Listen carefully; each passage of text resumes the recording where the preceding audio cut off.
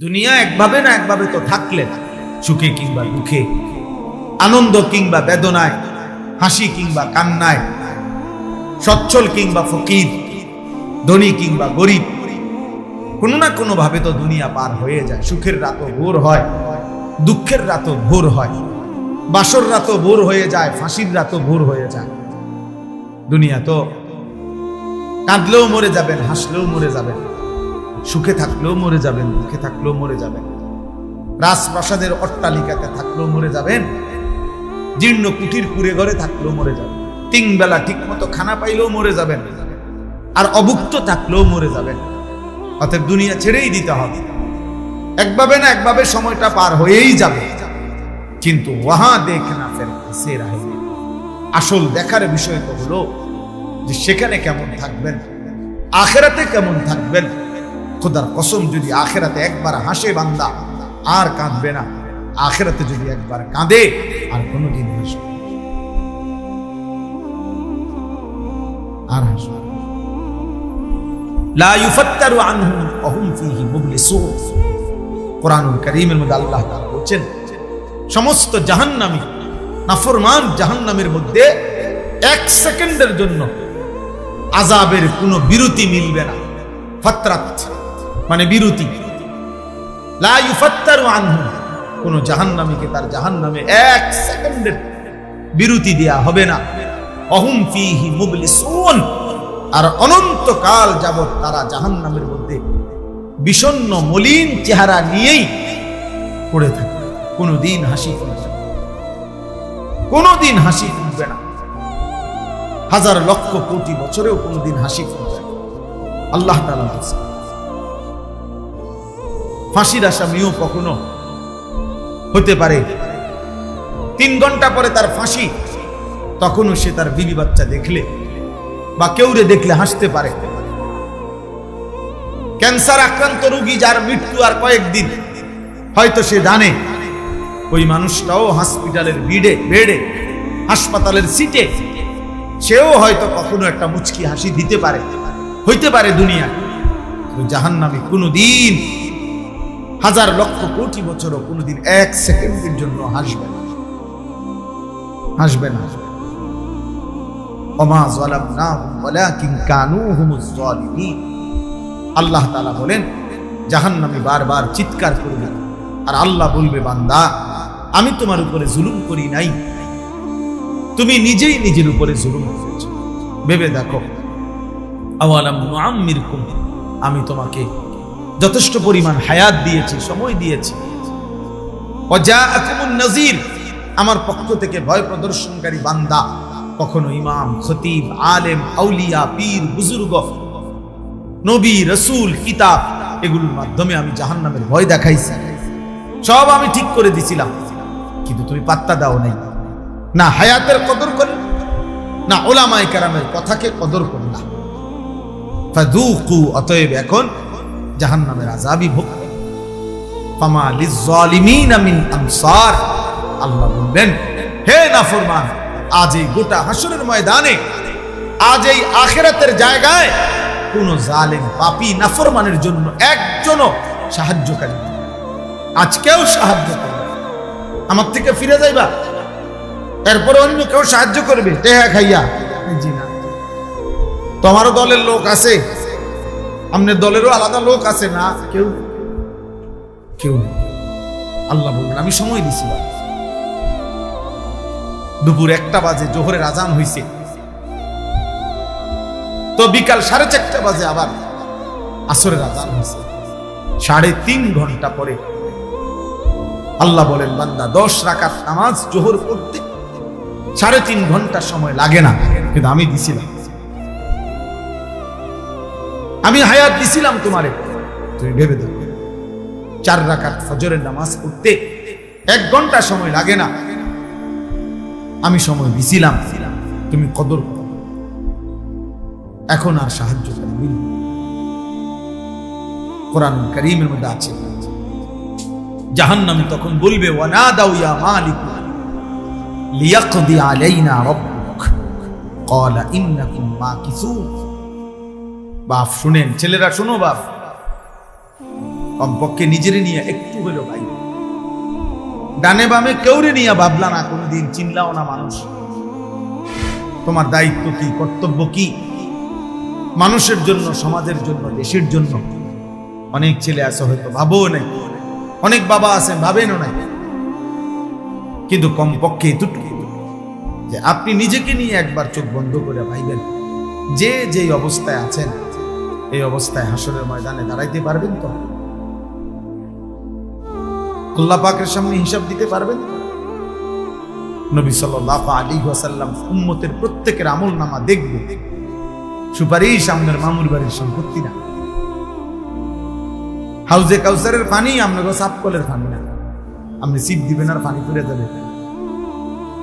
হাউজে কাউসারের পানি নিতেও কাগজপত্র দেখাইতে হবে। সুপারিশ নিতে হলেও নবী সাল্লাল্লাহু আলাইহি ওয়াসাল্লামের ফাইলপত্র দেখাইতে হবে। না কি মনে করছেন? নবীজির সুপারিশ মানে কি? আপনার ঘরে অনেকে বলে দিছে, আপনি কারো হয়তো ভুল বুঝছেন।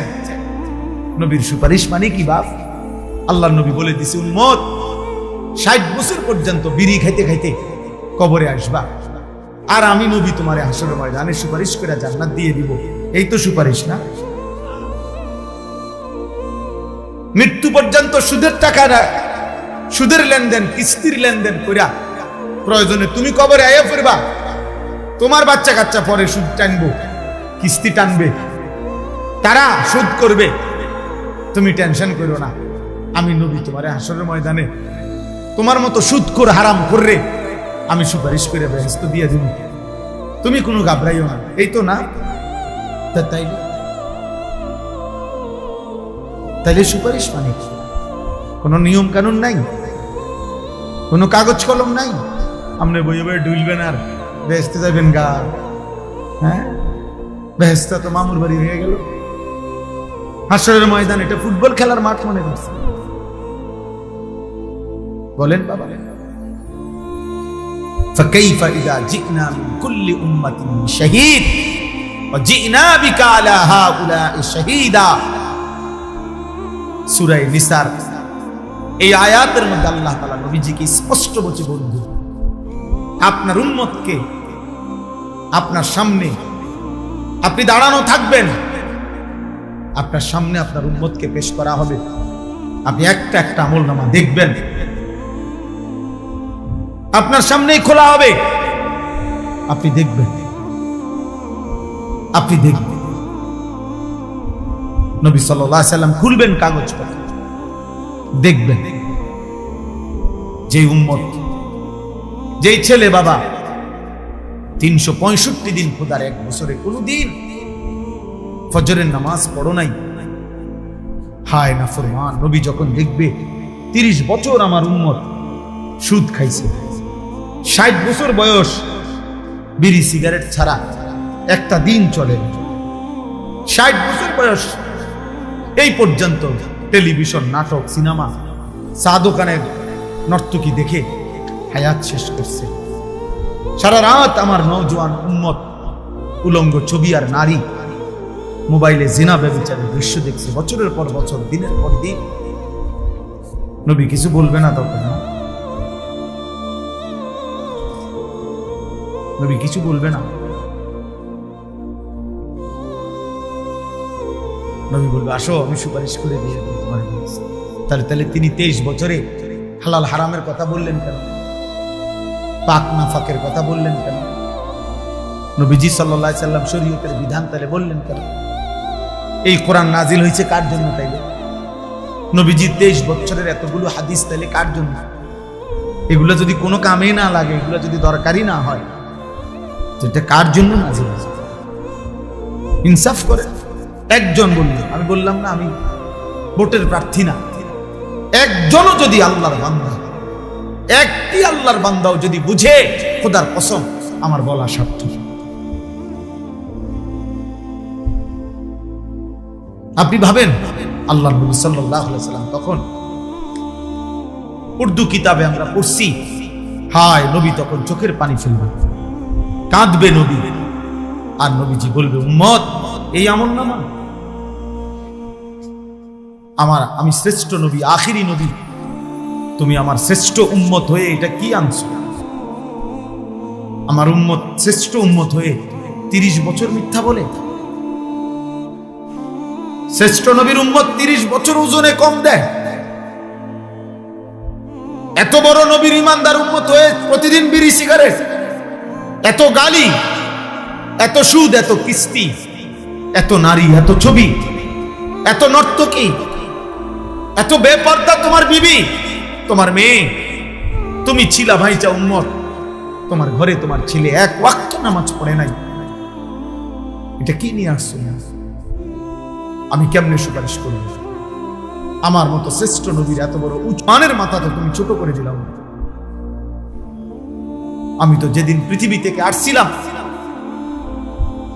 আল্লাহ নবী সাল্লাল্লাহু আলাইহি সাল্লাম সেদিনও তো শেষবারের মতো উম্মতকে বলে গেছিলেন, আসসালাত আসসালাত, উম্মত নামাজ ছেড়ো না, নামাজ বলে না?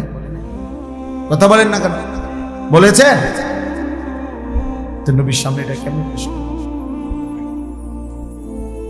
ভাই বেন ভাই, আমনের বুঝ আপনি কই, আমার লাগে চিন্তা না করেন। আপনি মনে করেন আমার চিন্তা আমাকে চিন্তা করলেন, চা দোয়ানে বসে বসে হুজুরের চিন্তা আপনারা করেন। অমুক হুজুর ওয়াহাবি, অমুক হুজুর নবীর দুশ্মন, অমুক হুজুরের আকীদা ভালো না, বুখারী পড়ায় উনি 50 বছর, উনি নবীজির হাদিস পড়ায় আজকে 30 বছর, ওনার আকীদা ভালো না। আর আপনার এই চা দোয়ানে বই না আকীদা, আপনি বই বই বিড়ি খান আর টেলিভিশনে নর্তকী দেখেন আর গপ মারেন আর কথায় কথায় গালিগালাজ করেন। আপনার আকীদা ভালো, আলহামদুলিল্লাহ, আপনার আকীদা ভালো। আপনি নবীর আশিক, মাশাআল্লাহ, চলেন, অসুবিধা নেই। বাতে তো খান আর কিতা, আমরাও বাতে খাই, সিরিয়া খাই, সিরিয়া খাই না বাপ। এত চালাক মনে করি? 2 ফুটলা বিরিয়ানির নাম আশিকের রাসূল নাম, 2 প্লেট খিচুড়ির নাম আশিকের রাসূল, আর আমরা ঢোলন আর গজল গাও। এতটুকুই নবীর 23 বছরের মেহনত নাম। 23 বছরের পরতে পরতে তায়েফের রক্ত মিশে আছে, উহুদের দান দান শহীদ করা খুন আছে, সারা রাত জেগে থেকে চোখের পানি আছে, 2টা পাথর বাঁধা ক্ষুধার কষ্ট আছে নবীর 23 বছরের ভিতর, আছে না? কথা বলেন না? এগুলো কি? এর বিনিময়ে কি? কেন তিনি তায়েফে এত রক্ত ঝরালেন? কেন তিনি উহুদের দান দান শহীদ করে রক্তমাখা দেহে বেহুশ হয়ে ঘন্টার পর ঘন্টা পড়েছিলেন? আপনার এই তামসা করার জন্য? বলেন, আল্লাহ আমাদেরকে হেফাজত করুন।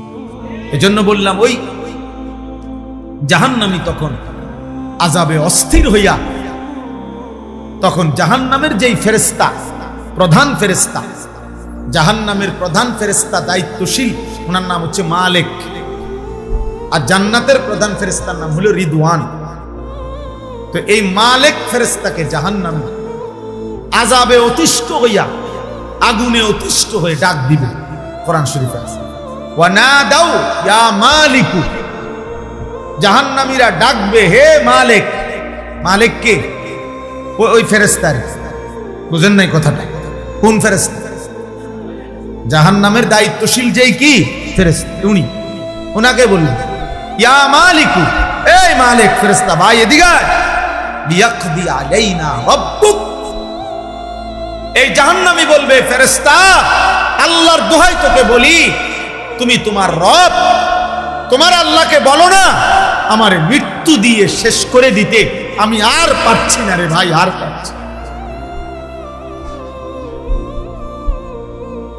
জাহান্নামী আযাবের কারণে এইটা ভুলে যাবে যে এই রব যে তারও রব, তারও যে মালিক, এটাই হে ভুলে গেছে। হে বলতেছে ফেরেশতারে, ফেরেশতা ভাই তোমার রব, উনারে কও না আমারে মৃত্যু দিয়া দিতে, আমি যে আর পারছি না রে ভাই।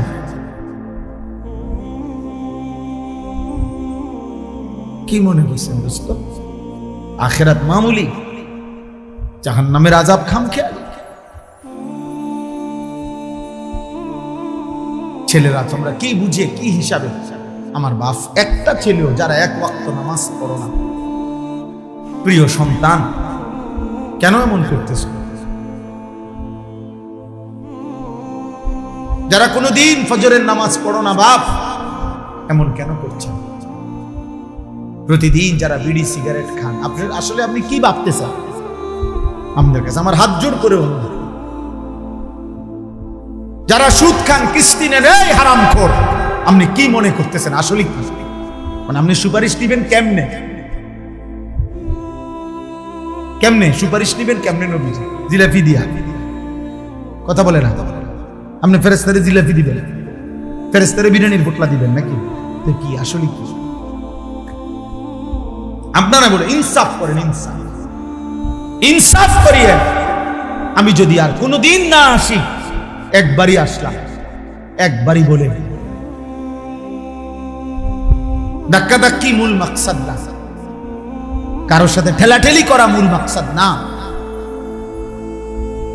আমরা সবাই কবরেই চলে যাব, ইনসাফ করে বলেন কেন? তাইলে এই যদি হালাল হারাম, নবীর একজন উম্মত যদি হালাল হারাম মানার কোনো দরকারই না হয়, তো হালাল হারামের কথাগুলো কেন বলা হইল? আরে বলেন না কেন, কেন বলা হইল? পাক না পাকের কথা বলছে, তাইলে কার জন্য? নবীর সুন্নাত গুলো তাইলে কার জন্য? কে মানতে বলল? আমারে কোন? আমার কথা বুঝতেছেন আপনারা? আপনার বিচারে কি করে? আপনার বিবেকে কি বলে? আপনার ইনসাফ করে মাথা খাটা। আমি কোনো পক্ষে যাইয়েন না। আপনার আমি কোনো আমার দলে বা আমার দরবার আমার মুরিদ বানানোর জন্য কোনো কাগজ দিয়ে আইছি? আমি আমার পথে আসছি, আমি আমার পথে যাবো, কিন্তু আপনার বিবেক কি? 365 দিনে যে কোনো দিন ফজরের নামাজ কোনোদিন পড়ে নাই, এই হাইওয়ান নবীজিরা আসে? কথা বল না। হ্যাঁ, তো আপনার বিবেকে বলে এটা? বলেন না, আপনার বিবেকে কয় এটা নবীরা আসে? এক বছরে কোনোদিন ফজরের নামাজ পড়লি না, নাফরমান, তুই কেমনে নবীরা আসে? আরে মিথ্যাবাদী, এত বড় মিথ্যুক মুসলমান হয় কেমন? এত বড় ধোঁকাবাজ মুসলমান হয় কেমন? এত বড় প্রতারণা। আমি এই জন্য উদাত্ত কণ্ঠে সবসময় বলি যে হে আল্লাহর বান্দারা, পীর বলেন, মাশায়েখ বলেন, ওলামা বলেন, বক্তা বলেন, কমপক্ষে ভাই আমি হাত জোর করে অনুরোধ করি, আপনি আপনার পক্ষের অনুসারী যে কয়জন, যার যে কয়জন, অগরে আখিরাতের ব্যাপারে ধোঁকা দিয়েন না, অগরে আখিরাতের ব্যাপারে ধোঁকা দিয়েন না, আখিরাতের ব্যাপারে ধোঁকা দিয়েন না। সামান্য কয়টা টাকা পয়সা কিংবা সামান্য একটু দুনিয়াবি মুনাফা, এর জন্য কোন আল্লাহর বান্দাকে ধোঁকা দিন। আপনার অনুসারী আপনার কাছেই থাকে, আপনার মুরিদ আপনার কাছেই থাকে। পরে আপনি আপনার মুরিদ সাথে নিয়ে নবী সাল্লাল্লাহু আলাইহি সাল্লামের একটা সুন্নাতের উপরে ওঠেন, আমল করেন, কোরআনের একটা হুকুমের উপরে চেষ্টা করেন। আপনি যদি বলেন হুজুর আমনেগো মধ্যেও তো কত কমতি আছে, হুজুরগো মধ্যেও তো কত দোষের অভাব নেই, হুজুররাও তো কত আমল করে না, হ্যাঁ করে না, আমি তো বলছি। আমরা কি বেহেশতের থেকে আসছি এখন? তো তাইলে আমি কি বেহেশতের থেকে আসছি? আমি ক্যান্টনমেন্ট থেকে আসছি, কুমিল্লা ক্যান্টনমেন্ট। তাইলে আমার যদি ত্রুটি হয় তো আপনি আমার লেগে দোয়া করবেন। আমরা আপনাদের জন্য দোয়া করি না? তো আমরা আপনাদের কাছ থেকে দোয়া প্রাপ্য না? কথা বলেন না কেন? তো আপনি আমার জন্য দোয়া করবেন যে আল্লাহ আলেমদেরকে, হুজুরদেরকে আল্লাহ ওনাদেরকেও নেক আমলের তৌফিক দেন, ওনাদেরকেও জান্নাতওয়ালা আমলের তৌফিক দেন। তা ভালো না? আপনার জন্য আমি দোয়া করছি, আপনি আমার জন্য দোয়া করবেন। আল্লাহ যেন আমার ঘাটতি ফুরায় দেয়, আমার মধ্যে যেটা কমতি আল্লাহ যেন এটা পূরণ করে দেয়। আমি তো বেহেশতে আমার নামে তো কি টেন্ডার হয়ে যায় না? আমাকে হিসাব দিতে হবে কিনা, আপনাকে দিতে হবে কিনা, একই মাঠে কিনা, কথা বলেন না, এক জায়গায় কিনা, একই মালিকের সামনে কিনা। তাহলে এজন্য খুব সাবধান, ছেলেরা তোমাদেরকেও আল মুমিন, রাসূল বলছেন সাল্লাল্লাহু আলাইহি ওয়াসাল্লাম, মুমিন কাউকে ধোঁকা দেয় না, আবার মুমিন ধোঁকাও খায় না। লা ইয়াখদাউ ওয়ালা ইউখদা, পরিষ্কার হাদিস। নবীজি সাল্লাল্লাহু আলাইহি ওয়াসাল্লাম বলছেন মুমিন কাউকে ধোঁকা দেয় না, আবার মুমিন এত বেকুবও না যে তারে ধোঁকা দিয়ে লাইব এমন। আপনারা শুনেন না এমন বুজুর্গদের কথাও আছে যারা 70 বছর আল্লাহর ইবাদত করছে, 90 বছর আল্লাহর ইবাদত করছে, মৃত্যুর মুহূর্তে ইবলিস শয়তান আইসা বলছে আমি তোর রব, আমি তোর উপরে খুশি হইয়া তোর সব মাফ করে দিলাম, নামাজ আর কোনো আমল করতে হবে না। তো বহু আউলিয়া কেরামের জীবনীতে আছে ওনারা ওই মুহূর্ত বলছে তুই শয়তান। কারণ কোন ইমানদারের উপরে আল্লাহর হুকুমে ইমানদারের নিঃশ্বাস পর্যন্ত ইবাদত আমল মওকুফ হতে পারে না। না না না, দন্তান না, অতএব তুই শয়তান, বুঝা যায়। কোরআন কারীমের মধ্যে আছে ওয়া'বুদ রাব্বাকা হাত্তা ইয়াতিয়াকাল ইয়াকিন। আল্লাহ তাআলা বলছে বন্ধু মৃত্যু আসা পর্যন্ত আপনি আপনার রবের ইবাদত করুন। ফাস্তাকিম কামা উমিরতা, কোরআন কারীমে আছে আমাদের নবীকে আল্লাহ বলছে বন্ধু আপনাকে যে আদেশগুলো করা হয়েছে দ্বীন শরীয়তের নামে আপনি দৃঢ়তার সাথে মজবুতের সাথে অটল থাকেন, একটি বিধানও ছাড়বেন না, এক সুতাও। এজন্য নবীজি বলছে সাল্লাল্লাহু আলাইহি সাল্লাম যে হে মক্কাবাসী, আমার ডান হাতে যদি সূর্য এনে দাও, বাম হাতে যদি চাঁদও এনে দাও, আর আমাকে যদি বলো আমার কালেমার দাওয়াত ছেড়ে দিতে, আল্লাহর কসম আমি ছাড়ব, তাম দুনিয়া দিলেও আমি ছাড়ব। তো রাসূলুল্লাহ সাল্লাল্লাহু আলাইহি সাল্লাম বলছেন। তো এই জন্য বললাম জাহান্নামী বলবে হে ফেরেশতা মালিক, তোমার রবকে বলো আমাকে মৃত্যু দিতে, মানে ইনি যে তার রব। আমরা দেশে কয় না বেটা এমন পিড়া পিটু, বাপের নাম শুদ্ধা তোর 14 গোষ্ঠীর নাম ভুলাই দিল। জাহান্নামের আযাবে নাফরমান তার নিজের রবের কথাই বলেছে। ক্বালা ইন্নাকুম মাকিসুন, কোরআনে আল্লাহ বলে ওই ফেরেশতা মালিক বলবে না ভাই, আর কোনদিন তুমি মুক্তি পাবা না, এখানেই তোমাকে অনন্তকাল এভাবেই আযাবে পড়ে থাকতে হবে। ক্বালা ইন্নাকুম মাকিসুন, এভাবেই পড়ে থাকো, অবস্থান করতে থাকো, আর কোনদিন ফিরবা না। আফামা নাহনু বিমাইয়িতিন, আল্লাহ বলেন জান্নাতি বান্দা জাহান্নামীকে ডাক দিয়ে বলবে জাহান্নামী ভাই মনে রেখো ভাই, আর কোনদিন তোমার কিংবা আমার কারোই মৃত্যু হবে না, অতএব আমার সুখ আর শেষ হবে না, তোমারও দুঃখ আর কোনদিন শেষ হবে না। আফামা নাহনু বিমাইয়িতিন, আর কোনদিন আমাদের কারোই মৃত্যু হবে না। জান্নাতও চিরস্থায়ী, জাহান্নামও চিরস্থায়ী। আল্লাহ মাফ করে দেন। আম আবরামু আমরান ফাইন্না মুবরিমুন,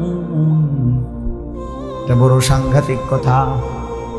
এই কথার শেষ কথা আল্লাহ বলছেন আমার নাফরমান বান্দা, প্রতিটা নাফরমানের বিনিময়ে, আমার প্রতিটা গুনাহের অবাধ্যতার বিনিময়ে আমি আল্লাহ তোকে যেই শাস্তি দেব, সেই শাস্তি কিন্তু বান্দা আমি রেডি করে রেখেছি। তুই নাফরমান, আমি আল্লাহর আযাব থেকে বাঁচবি কেমনে বান্দা, তোমারটা তুমি রেডি করো। আম আবরামু আমরান, আল্লাহ বলছে তোমরা তোমাদের বেঁচে থাকার ব্যবস্থা তৈরি করো, আমি কিন্তু আমার শাস্তি রেডি করে রাখছি। বুঝলেন? আপনার লোক আছে না, আল্লাহর আযাব থেকে বাঁচার জন্য আপনার লোক আছে না, মেম্বার চেয়ারম্যান আছে না, আপনি টাকা পয়সা খরচ করবেন, লোক জনবল খবর দিবেন। আল্লাহ আমাদেরকে হেফাজত। অতএব আমি আপনাদের কাছে বলছি, একজন মুমিন, একজন মুসলমান সর্বদাই ইবাদত আমলের মধ্যে লেগে থাকা, গুনাহ থেকে বাঁচার প্রাণান্তকর চেষ্টা করা, এটাই নবীর ভালোবাসা, এটাই আল্লাহর ভালোবাসা, এটাই ধর্মের ইসলামের ভালোবাসা, এটাই কোরআনের ভালোবাসা, এটাই জান্নাতের ভালোবাসা, এটাই জাহান্নাম থেকে বাঁচার চেষ্টা। শর্টকাট কোনো বুদ্ধি নাই, আসলেই নাই। বোকামি করে আমি মসজিদে টাকা 30,000 দিছেন, আপনি আসতে যাইবেন গা, 4টা ফ্যান দিছেন 3-4 12,000, এই তো জান্নাত তো নাকি? কি মনে হয়? কেউ যদি 100 কোটি টাকাও দান করে, তো দান সাদাকা, আপনি যে কোনো আলেমকে জিজ্ঞাসা করেন, এটা তো ইসলামী শরীয়তের একটি আমল, কথা বোঝেন না? দান সাদাকা এটা পুরা ইসলাম নাকি ইসলামের একটি আমল? এটা তো একটি আমল, এটা 100 কোটি টাকাই হোক না, এটা তো একটা আমল। তো নামাজ, রোজা, হজ, যাকাত, জিকির, তেলাওয়াত, হালাল হারাম, গুনাহ থেকে বেঁচে থাকা, এগুলো কার জন্য? এই বিধান তাহলে কার জন্য?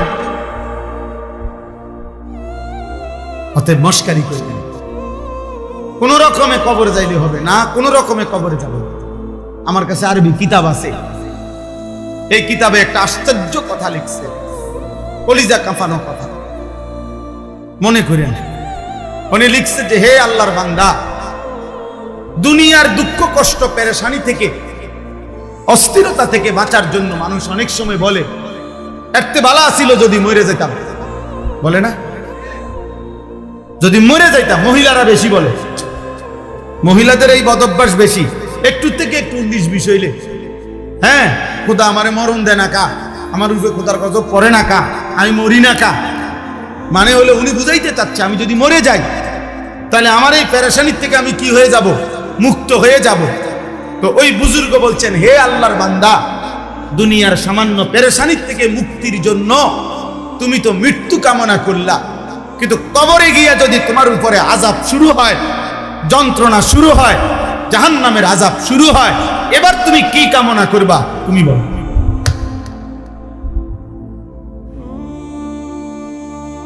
বুঝেন নাই কথা? এবার কি চাইবেন? এখন কি বলবেন? এখন কি বলবেন? এখন বলবেন যে এবার যদি দুনিয়া আবার আসতে পারতাম নাকি, আপনি বুঝিয়ে না আপ ডাউন করবেন। কবর থেকে আবার আসা যায় তো? আখিরাত থেকে আবার আসা যায় তো?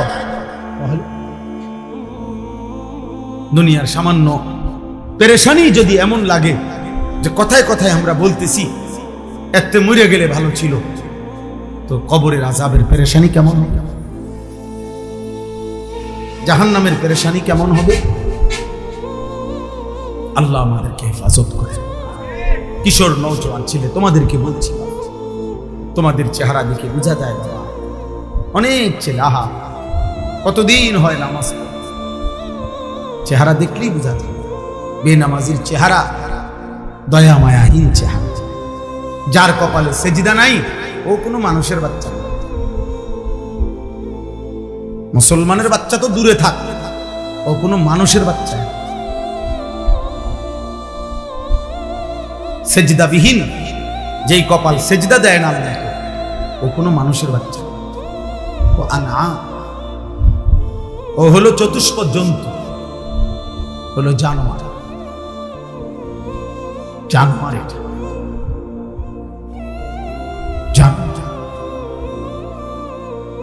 ভাত খায়, ঘুম যায়, পেশাব পায়খানা করে। আরে খানা তো কুত্তাও খায়, খায় না? কুত্তাও তো পেশাব পায়খানা খায়, কুত্তাও তো ঘুম যায়, কুত্তারও তো যৌন চাহিদা পূরণ হয়, এই জন্য কুত্তারও তো বাচ্চা হয়। জীবন মানে যদি হয় খানা আর পেশাব পায়খানা আর লজ্জাস্থানের চাহিদা পূরণ আর ঘুম, এতটুকুর নামই যদি হয় জিন্দেগি, এই জীবনের সাথে জানোয়ারের তফাৎ কি? কথা বলে না? পার্থক্য কি? বলো না ছেলেরা, বাপ তোমরা যারা মনে করছো নারী দেখা, ছবি দেখা, মোবাইলের উলঙ্গ দৃশ্য দেখা এরই নাম জীবন, এভাবেই রাত কাটে, এভাবেই দিন কাটে, এই জীবনের সাথে হাইওয়ান জানোয়ারের পার্থক্য। একটা ছেলে কার মতো চুল রাখছো?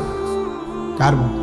তোমার কোনো নবী নাই, তোমার কোনো সৃষ্টিকর্তা নাই, তোমার কোনো ধর্ম নাই, তোমার কোনো কিতাব নাই, তোমার একজন না রসুল আছে যিনি 23 বছর তোমার জন্য কাঁদছেন, তোমার না একজন নবী আছে যিনি সারা রাত চোখের পানি ফেলে বুক ভাসাইছেন, তোমার না একজন রসুল আছে যিনি তায়েফের ময়দানে রক্ত মাখা শরীরে পায়ের তালুর সাথে জুতা মুবারক এমন ভাবে জমাট বাইধা লাগছে, নবীর সাহাবী জায়েদ বলছে আমি কোনোভাবেই নবীজির জুতা খুলতে পারতেছিলাম না রক্তের কারণে।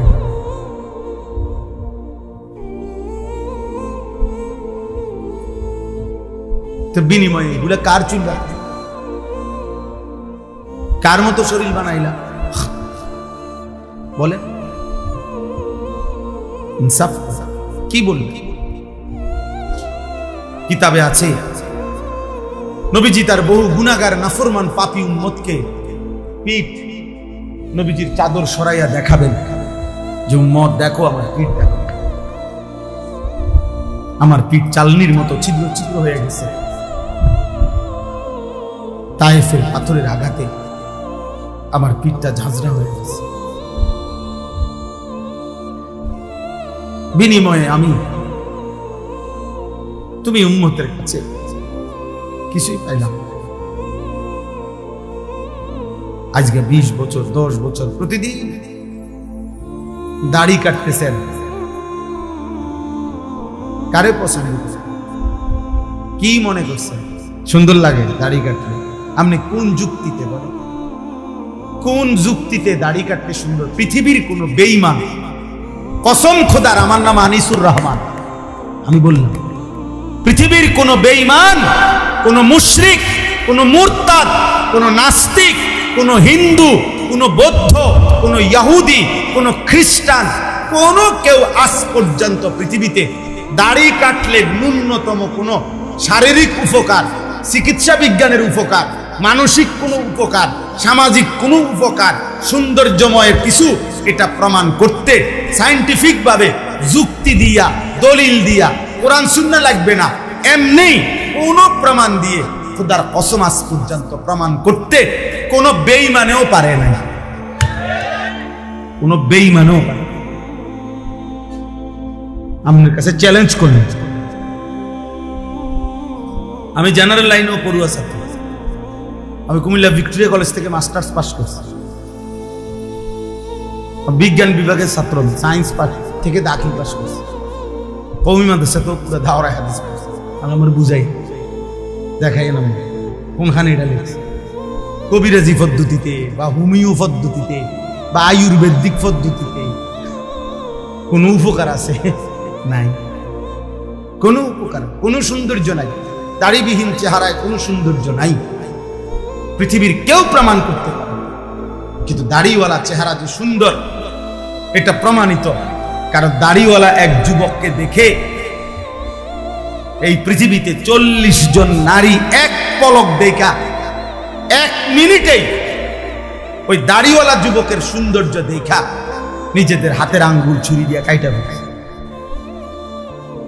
ওই যুবককে বলে না, আবার বলে ইউসুফ আলাইহিস সালাম নামে সেই যুবক কি দাড়িওয়ালা ছিল না দাড়িবিহীন? তাহলে দাড়ি কাটুন একটা দলিল দেখা, একটা ঘটনা বলে হুজুর অমুক রূপ কথার মধ্যে আছে বা অমুক কিচ্ছার মধ্যে আছে, কিচ্ছার মধ্যেও তো নাই, গল্প কাহিনীর মধ্যেও তো নাই। নবী সাল্লাল্লাহু আলাইহি সাল্লামকে প্রত্যাখ্যান করবেন না। ছেলেরা চুল সুন্দর করে, এই ডান দিকে বড় চুল, বাম দিকে বড় চুল, সামনে বড় চুল, এগুলো বেঈমানের চুল, মুশরিকের চুল, মুরতাদের চুল, ইহুদির চুল। মুসলমানের চুল। আর এটা নিয়ম, কোনো মাটির কোনায় যদি একটু পায়খানা লাগে, ওই মাটির মধ্যে পর্যন্ত দুর্গন্ধ, বাতাসের মধ্যে পর্যন্ত দুর্গন্ধ লাগে। নাকে মানুষের দুর্গন্ধ লাগে, কি রে কোনানে কাটা ফেসাব করলো নাকি, কোনান দিয়ে কি কোনো পায়খানার গন্ধ? সামান্য একটু পায়খানা মাটিকে পর্যন্ত দুর্গন্ধ বানায় ফেলছে, জামাটাকে, পোশাকটাকে, কাপড়টাকে দুর্গন্ধ বানায় ফেলছে। এমনকি বাতাসের মধ্যে মধ্যে দুর্গন্ধ ছড়ায় দিছে, নাহলে নাকে লাগলো কেমন? বোঝো নাই কথাটা? তাহলে তাহলে এই সোহবত, সাহচর্য বাতাসকে পর্যন্ত চেঞ্জ করে দেয়। খোদার কসম, যাদের চেহারা বেঈমানের মতো, অথবা এই চুল কাফের মুশরিকদের অনুসরণ করে, প্রিয় ছেলে মনে রাখো, এই সান্নিধ্য যার মতো তুমি চুল রাখছো, তোমার আখলাক, তোমার কলিজা, তোমার মেজাজ, তোমার পরবর্তী বুদ্ধি বিবেচনাও হবে ওই বেঈমানের মতো, ওই কাফেরের। আপনি চুল রাখবেন বেঈমানের মতো, আর আপনার চরিত্র হবে জোনায়েদ বাগদাদির মতো। ভূতে গিলাইছে, হ্যাঁ,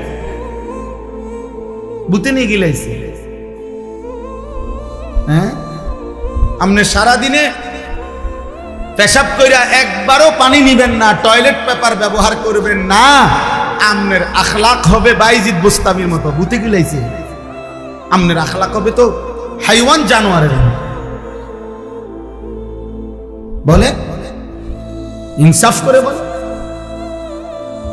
হ্যাঁ, দুর্গন্ধ বিড়ি সিগারেটওয়ালা মুখ যাদের, বয়স্ক মাঝবয়সী চাচা, লজ্জা থাকলে মোমেন হলে ছেড়ে দেন, নাই তো প্রমাণ করেন, এখন দাঁড়াইয়া প্রতিবাদ করেন যে হুজুর এটা মুসলমানের চিহ্ন, ইমানদারের চিহ্ন, এই পৃথিবীর কোন আউলিয়ার চিহ্ন, এই বাংলাদেশের কোন আউলিয়ার চিহ্ন, কোন আলেমের পরিচয় এটা, কোন দিনদার মানুষের পরিচয় এটা, কোন সেজদাওয়ালা পরিচয় এটা, কোন নবী প্রেমিকের পরিচয় এটা।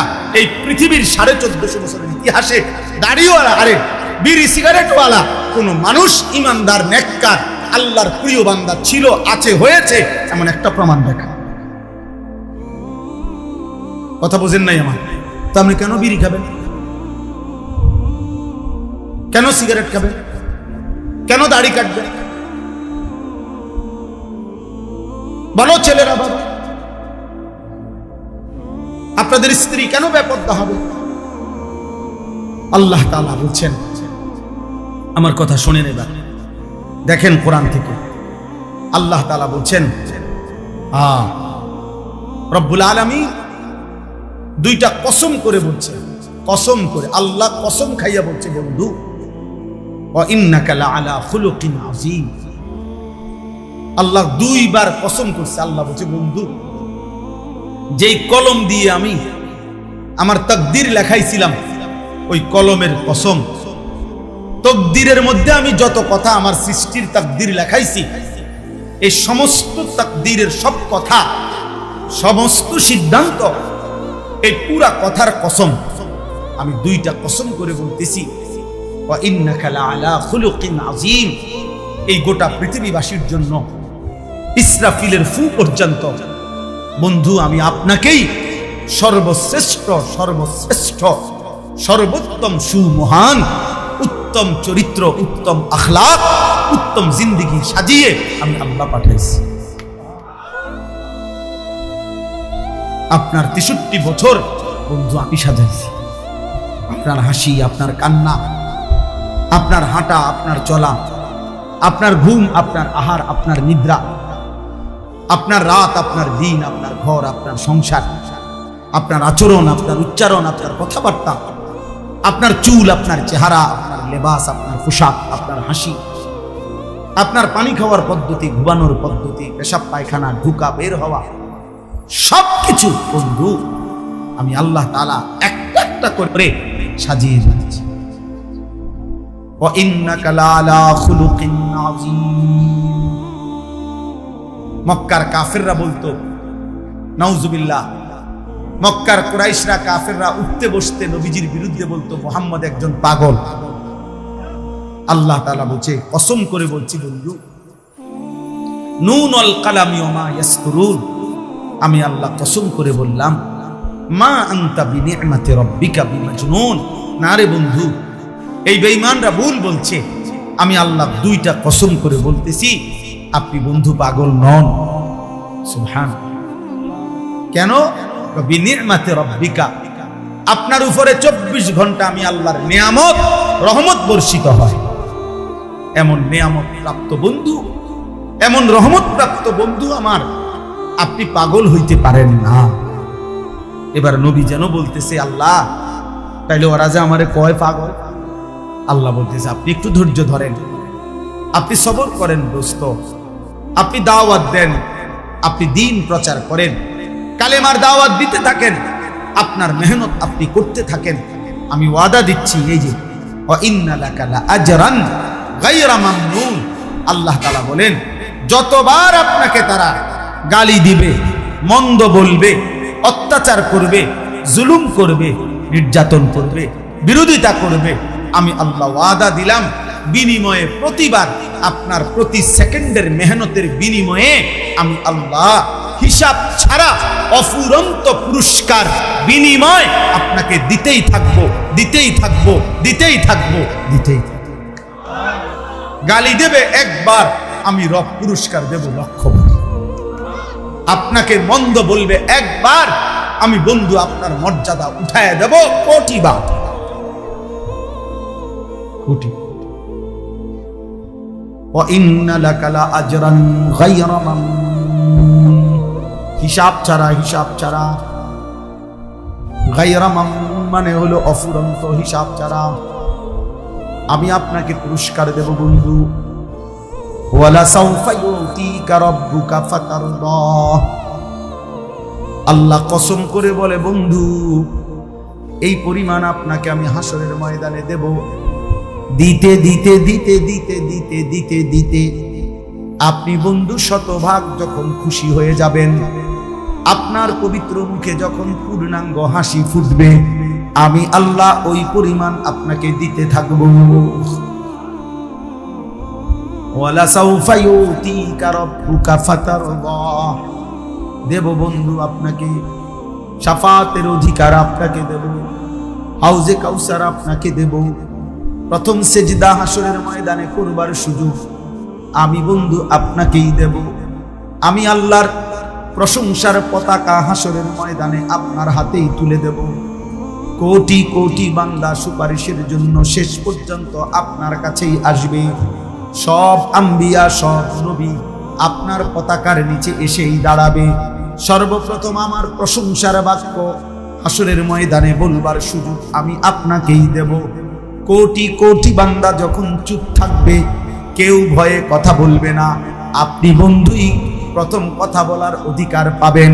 হাসরের ময়দানে সব মানুষ দাঁড়াবে এক জায়গায়, আপনি বন্ধুকে পৃথক মাকামে মাহমুদে আমি আল্লাহ আলাদা জায়গা করে দেব। আপনি প্রথম জান্নাতের দরজা নাড়বেন, আপনি বন্ধু জান্নাতে প্রথম ঢুকবেন। আপনার উম্মত সর্বাধিক পরিমাণ আমি আল্লাহ জান্নাত দিয়ে দেব, দেব বন্ধু, আপনাকে দেব আমি। ওয়া ইন্নাকা লাআলা খুলুকিন আযীম। এরপরে আল্লাহ বলে, বন্ধু এই মক্কার কুরাইশ কাফের বেঈমান আপনাকে কখনো বলে পাগল, কখনো বলে গণক, কখনো বলে জাদুকর, কখনো বলে কবি, যাই বলুক বন্ধু, আমি আল্লাহ চ্যালেঞ্জ করে কসম করে বললাম, আমি রব্বুল আলামিন আপনাকে কিয়ামত পর্যন্ত, ইসরাফিলের ফুল পর্যন্ত সর্বশ্রেষ্ঠ চরিত্র আর আখলাক দিয়ে সাজিয়ে পাঠালাম। সুবহানাল্লাহ, বলেন আলহামদুলিল্লাহ। ওয়া ইন্নাকা লাআলা, এই আমার শেষ কথা, ওয়া ইন্নাকা লাআলা খুলুকিন আযীম। আল্লাহ বলছে, বন্ধু আমি কসম করে পৃথিবীবাসীকে চ্যালেঞ্জ দিলাম যে আমি একজন নবী পাঠিয়েছি, আমি আল্লাহ একজন রাসূল পাঠিয়েছি, যাকে আমি আল্লাহই সমস্ত উত্তম চরিত্র, উত্তম আখলাক শতভাগ পূর্ণ করে, পরিপূর্ণ করে আমি আল্লাহ পাঠিয়েছি।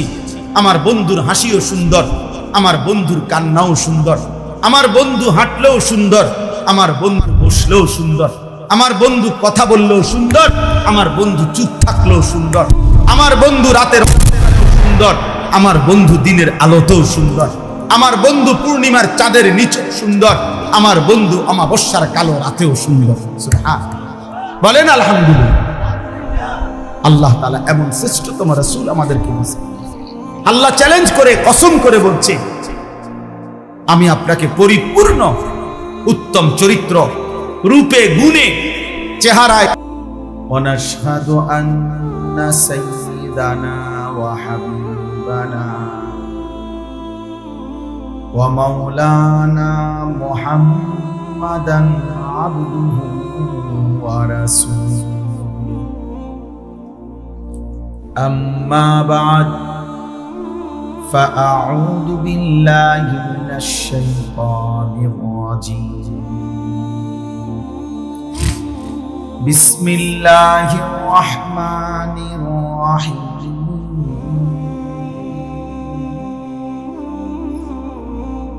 نون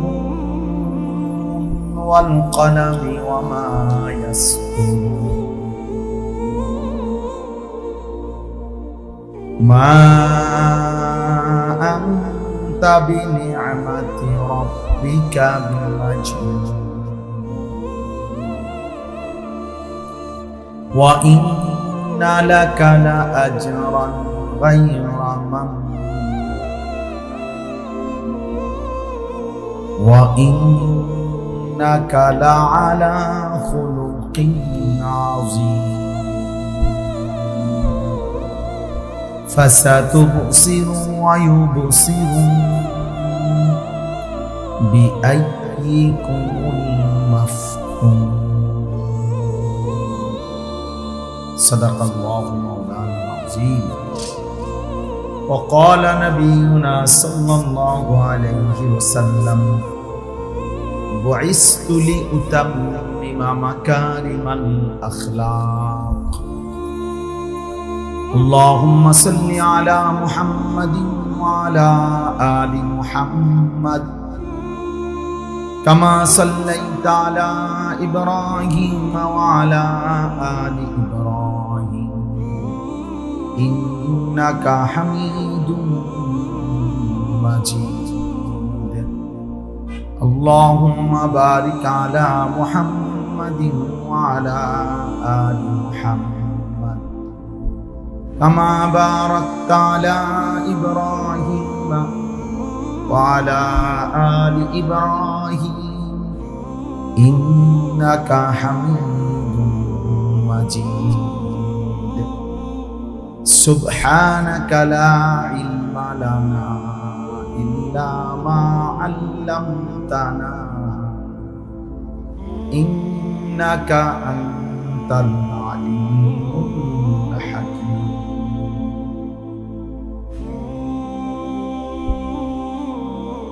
আলহামদুলিল্লাহ। আল্লাহ পাক রব্বুল ইজ্জত জুল জালাল ওয়াল ইকরাম ওয়াল ফজল করম রব্বুল আলামিনের অপরিসীম ইহসান মেহেরবানি দয়া। আল্লাহ তাআলা আমাদেরকে আজ 28 সেপ্টেম্বর 2025 আজকের এই রাজাবাড়িয়া কান্দি আকাইদে আহলে সুন্নাত ওয়াল জামাতের উদ্যোগে ইসলামী সম্মেলনে আল্লাহ তাআলাই আমাদেরকে আসবার বসবার আল্লাহর জন্যই জমা হওয়ার তৌফিক দান করেছেন। আলহামদুলিল্লাহ। নওজোয়ান তোমরা যে কয়েকজন দাঁড়ায় আছো না বসো, বসো ভাই, বসতে অসুবিধা হলে চলে যাও, চলে গেলেও সমস্যা নেই, কিন্তু বাকি বসতে হবে, শুনতে হলে বসতে হবে। যান, চলে গেলে কোনো মানে নেই।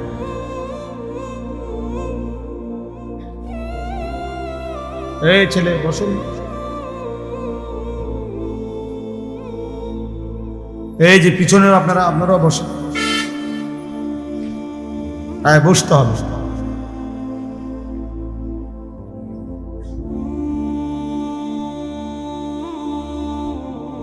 এই ছেলে তোমরা এনে দাঁড়ায় আছো কেন? পাঞ্জাবিওয়ালারা বসে বসে মোবাইল টিপে দাঁড়ায়।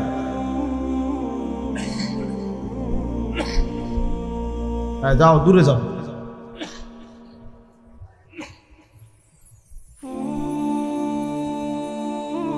ওইখানে যারা উপরে বসছো নামো, নিচে নামো,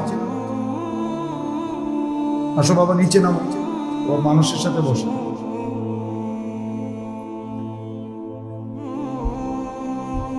আর এর থেকে বেশি আমি দেখি না, মানে আর দেখা যাইতেছে না কি হাত। মাশাআল্লাহ। বিষয়টা হলো আসলে আল্লাহর কথা শুনবার জন্য বসে শোনা, এটা আদব। কি হলো, মানে এই কথাটা বলার দ্বারা এত জোরে ঠিক করার কি, মানে ঠিকের একটা মনে ধরে প্রতিযোগিতা করলেন আর কে কত জোরে ঠিক পেতেন না। বলেন, ইনসাফ শিখতে হবে। এটা তো এত জোরে ঠিক বলার মস্কারি করে আবার নিজেরা হাসি দিলেন, তাহলে বোঝা গেল আপনি মস্কারি করলেন। খেয়াল করতে হবে। তাইলে বললাম আল্লাহর কথা শোনা, বসে শোনা আদব, জুতা খুলে শোনা আদব, শতভাগ মনোযোগ দিয়ে শোনা আদব, বুঝতে চেষ্টা করা আদব, মুখস্থ করার চেষ্টা করা আদব, আমলে পরিণত করার চেষ্টা করা আবশ্যক, অন্যের কাছে পৌঁছানো জরুরি। এই 5 জিনিস একসাথে হইলে কোরআন সুন্নাহর ইলম পূর্ণ হয়। 1 নম্বর হলো আল ইস্তিমা, মনোযোগ দিয়ে শোনা। 2 নম্বর আল ফাহমু, বুঝতে চেষ্টা করা যে আমি কি বলছি, নিজে নিজে বোঝাপড়া করা যে আমি বুঝলাম কি। 3 নম্বর হলো সুম্মাল হিফজু, মুখস্থ করা। 4 নম্বর হলো সুম্মাল আমাল, আমলে পরিণত। 5 নম্বর হলো সুম্মাল নাশরু, অন্যের কাছে পৌঁছিয়ে দেওয়া। সুফিয়ান ইবনে উয়াইনা একজন বড় বুজুর্গ ছিলেন, ইমাম ছিলেন, মুহাদ্দিস ছিলেন।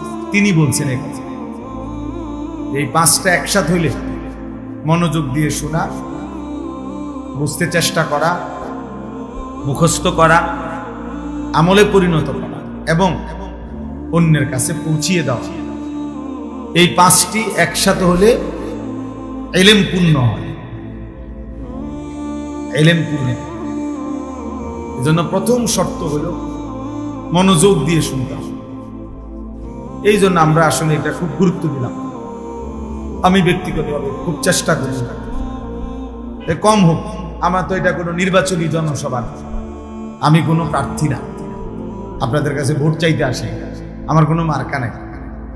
অতএব শ্রোতা কম না বেশি এটা আমার কোনো অসুবিধা নেই, কোনো সময়ে। একজন হলেও যেই গুরুত্ব আল্লাহর কথার, 1 লক্ষ হইলেও সমান গুরুত্ব, সমান গুরুত্ব। একজন শুনলে তাকে বলতে হবে না, কথা বলেন না। একজন শ্রোতা আসছে মনে করে, তা আমি যদি বলি আর লোক হইল না কা, অতএব আমি বলতাম না, তো এটা এই লোকের অপরাধ। বলেন, মানে যিনি আসছে এটা ওনার অন্যায় যে ওরা বাকিরা আসে নাই কেন, এটা ওনার অন্যায়। তো আপনি ওনাকে বঞ্চিত করবেন,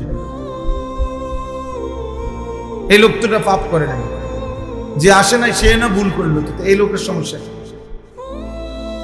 এই জন্য এটা জরুরি।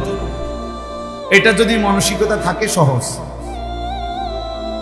শ্রোতা কম, আমি বক্তা হিসাবে বড় বক্তা না, শুধু বক্তা, শিখি বক্তা, এগুলো সব ধোঁকা। এ তো কোনো বিষয় না। শ্রোতার ভিত্তিতে তো বড় ছোট হয় না,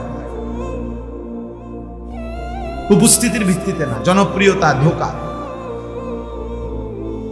বরং আল্লাহ নবী সাল্লাল্লাহু আলাইহি ওয়াসাল্লাম বলছেন অগণিত পোকা,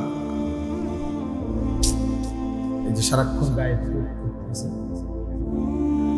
নবী সাল্লাল্লাহু আলাইহি সাল্লাম বলেন, ফাওয়াল্লাহি লা আন ইয়াহদিয়াল্লাহু বিকা রাজুলান ওয়াহিদান খায়রুন লাকা মিন হুমুরিন নাম।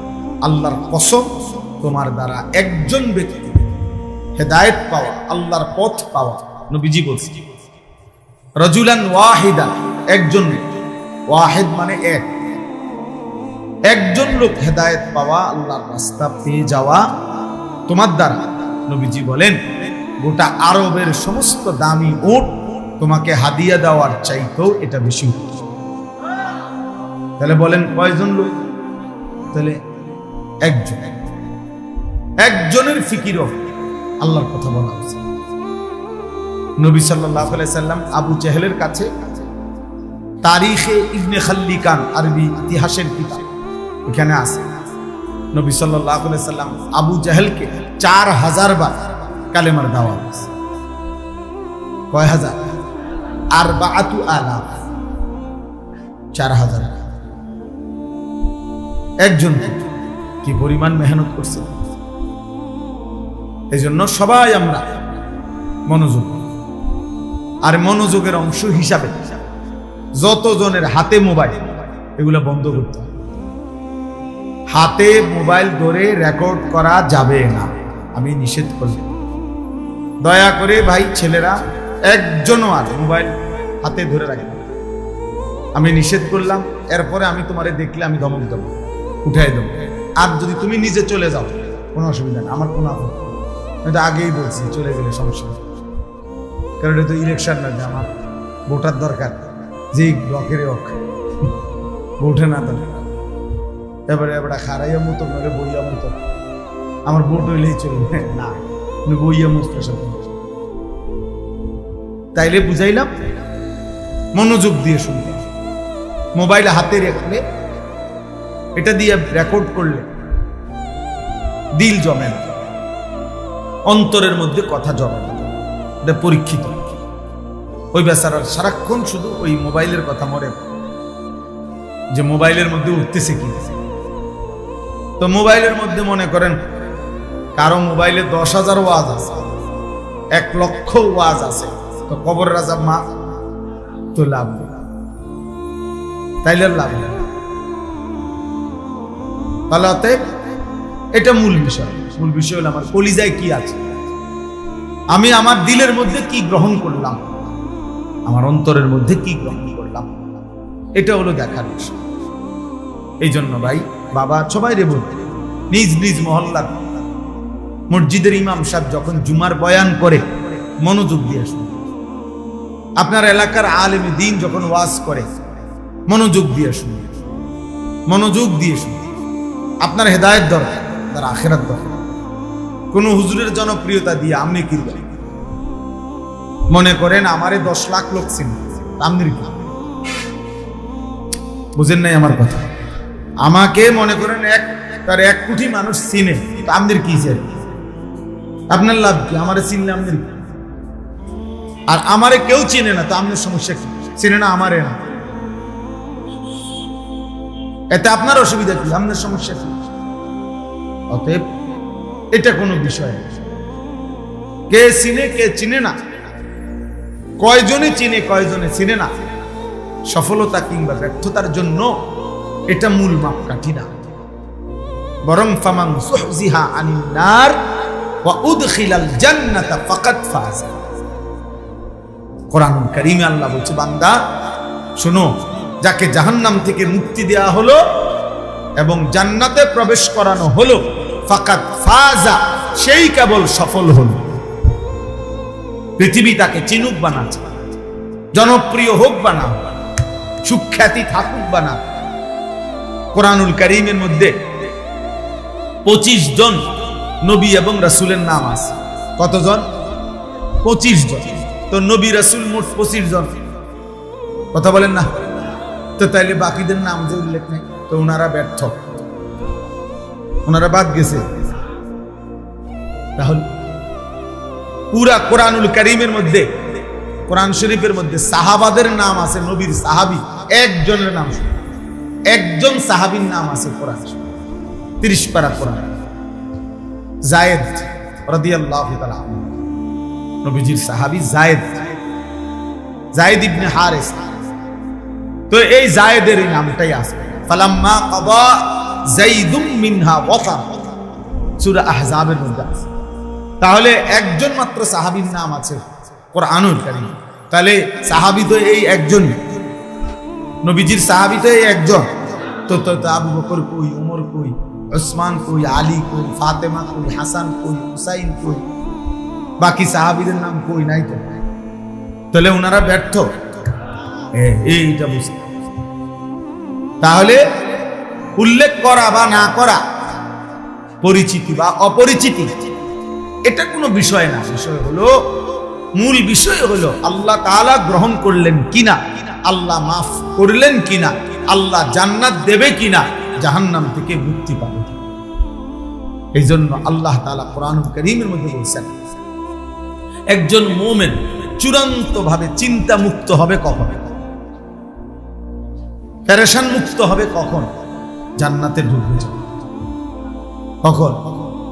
وقالوا الحمد لله الذي أذهب عنا الحزن إن ربنا لغفور شكور।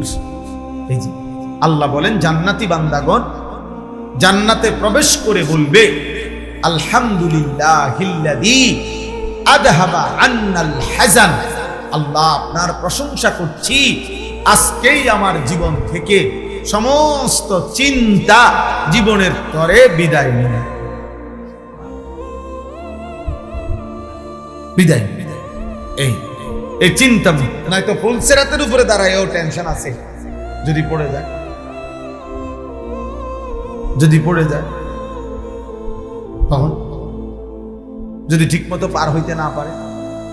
হাদিসের মধ্যে, বিশুদ্ধ হাদিসে আছে, নবী সাল্লাল্লাহু আলাইহি ওয়াসাল্লাম বলেন, ওয়া হাফাতাইস সিরাত কালালিবু মুআল্লাকা।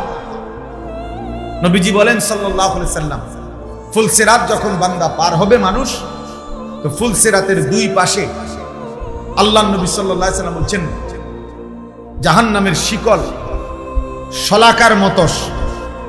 আপনারা বুঝবেন যে কেউ দেখছেন কিনা, নৌকা, জাহাজ, লঞ্চ, স্টিমার যখন পারে আইসা ভিড়ায়, তো একটা নোঙ্গর করে এরকম লোহার, এরকম আংটাওয়ালা, যেটা মাটির মধ্যে দিয়া কি করে, নোঙ্গর করে, এরকম লৌহ শলাকা আংটাওয়ালা, এগুলো জাহান্নাম। আর এই ফুলসিরাতের দুই পাশে রেলিং, আল্লাহর নবী বলছে এগুলো ঝুলানো থাকে। আর এই মানুষ পার হইতে যাবে, অসংখ্য মানুষকে এই আংটাগুলো টেনে ধরে তার শরীর ছিন্ন ভিন্ন করে, ক্ষত বিক্ষত করে জাহান্নামে ফেলে। তাহলে এক মুমিন নিশ্চিন্ত হবে, সফল হবে, চিন্তা মুক্ত হবে, পেরেশান মুক্ত হবে, সেদিন জান্নাতে যাবে। এর আগ পর্যন্ত তার পেরেশান, তার পেরেশান। কোরআনুল কারীমের মধ্যে আছে, জান্নাতের ঘোষণা হওয়ার পরে আল্লাহ তাআলা বলবে, ইয়া ইবাদি লা খাউফুন আলাইকুমুল ইয়াওমা ওয়ালা আনতুম তাহজানুন। হে আমার বান্দাগণ, আজ তোমাদের আর কোনো ভয়ও নাই, চিন্তাও নাই। উদখুলুল জান্নাতা আনতুম ওয়া আজওয়াজুকুম তুহবারুন। তোমরা সকলেই তোমাদের ঘনিষ্ঠ বন্ধুদেরকে নিয়ে, ইমানদার নেককার সাথীদেরকে নিয়ে মিলে মিশে একসাথে খুশি খুশি আনন্দ চিত্তে উদখুলুল জান্নাহ, জান্নাতে ঢুকো।